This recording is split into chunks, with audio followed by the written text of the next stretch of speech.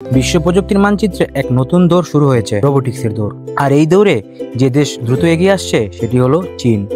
একসময় যেখানে প্রযুক্তি আমদানির উপর নির্ভর করত, আজ সেই চীন নিজস্ব উদ্ভাবন ও বিপুল উৎপাদনশীলতার মাধ্যমে রোবট শিল্প নতুন ইতিহাস গড়ে তুলেছে। আন্তর্জাতিক ফেডারেশন অব রোবোটিক্স তথ্য বলছে 2023 সালে রোবট শিল্পের অর্ধেকের বেশি এসেছে চীনের কারখানা থেকে। রোবটের মার্কেট ক্যাপ এখন প্রায় 17 বিলিয়ন মার্কিন ডলার এবং প্রতি বছর গড়ে 15 থেকে 18% হারে বাড়ছে। চীনের রোবটগুলো এখন আর শুধু পুনরাবৃত্তিমূলক কাজ করে না, তারা কৃত্রিম বুদ্ধিমত্তা ও মেশিন লার্নিং ব্যবহার করে সিদ্ধান্ত নিতে পারে, তথ্য বিশ্লেষণ করতে পারে, এমনকি মানুষের সাথে নিরাপদে পাশাপাশি কাজও করতে পারে। 5G প্রযুক্তির কারণে রোবট নিয়ন্ত্রণ এখন আরো সহজ, মিলি সেকেন্ডের মধ্যেই সম্ভব। শিল্পকাজ ছাড়াও কৃষি, স্বাস্থ্যসেবা এবং লজিস্টিক্সে রোবটের ব্যবহার দ্রুতই বাড়ছে। কোথাও স্বয়ংক্রিয় রোবট ফসল তুলছে, কোথাও সার্জারিতে সহায়তা করছে, আবার কোথাও বিশাল গুদামে মালপত্র সাজিয়ে দিচ্ছে। এই পরিবর্তন শুধু উৎপাদনশীলতা বাড়াচ্ছে না, বরং কর্মক্ষেত্রে মানুষের ঝুঁকিও কমিয়ে দিচ্ছে। প্রযুক্তি আর উদ্ভাবনের এই দৌড়ে চীনের এগিয়ে আসা বিশ্ব অর্থনীতিতে এক নতুন অধ্যায় যোগ করেছে। রোবট শিল্পে এই অগ্রগতি হয়তো আগামী দশকে বিশ্ব শক্তির ভারসাম্যকেই নতুনভাবে গড়ে তুলবে।